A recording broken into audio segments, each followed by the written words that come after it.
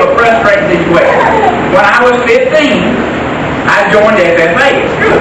And when you join the FFA, you got a pig. They bring you a pig. We got a big hospital, and I grew up I live where I grew up at. And so we used to, years ago, we had raised hogs. We had a great big old hospital back there.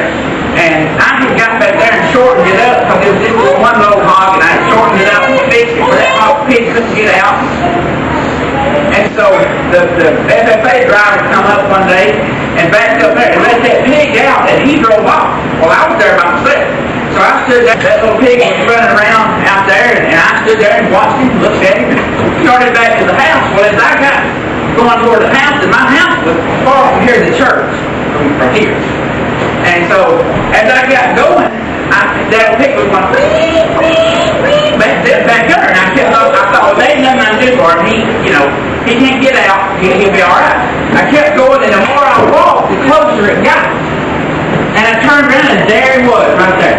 And I was there by myself, and he was out, and I thought, Lord, so I reached over there, went over to him, and tried to get a hold of him. By the time I got him, he was gone. He was around it, and I run around that hog pen after that pig, left and right, until I was about to die. And finally, I looked, and I thought, I don't know what to do. And I thought, if I was chasing the pig, and I was going to call the pig, I'm telling y'all the truth, what would I do?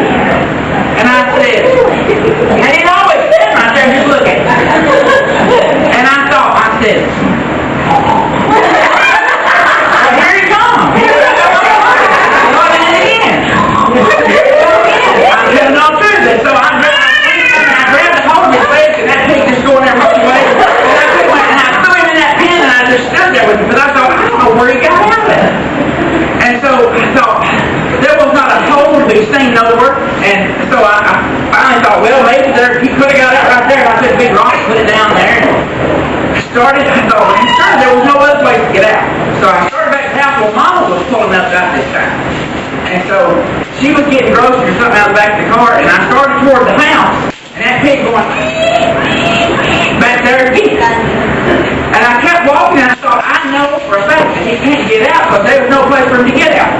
Kept going, got about 10 or 15 feet, turned around, and there it was again. And I thought, I can't chase this pig no more.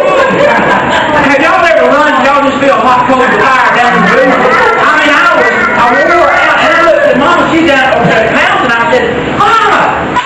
She said, what is it? I said, you had to come help me get this pig up. And she said, I can't help you get no pig up, because y'all know she is not a pig chaser. And I said, you have got to, Mama. I am wore out. Lord have mercy. So here she comes. Well, and I looked at her and I said, now, Mama.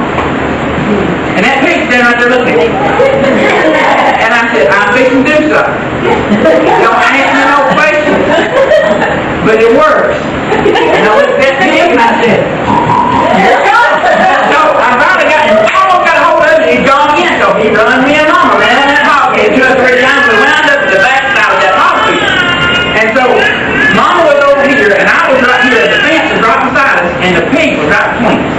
And I said, now, Mama, I'm going to call this pig, and when I call him, I'm going to grab his front leg, and he's grab his back leg, and we're going to throw his pig over the fence. And she said, I can't do that. And I said, Mama, I'm telling you, when I call him, you better get him. I'm going to get his front leg, you got to.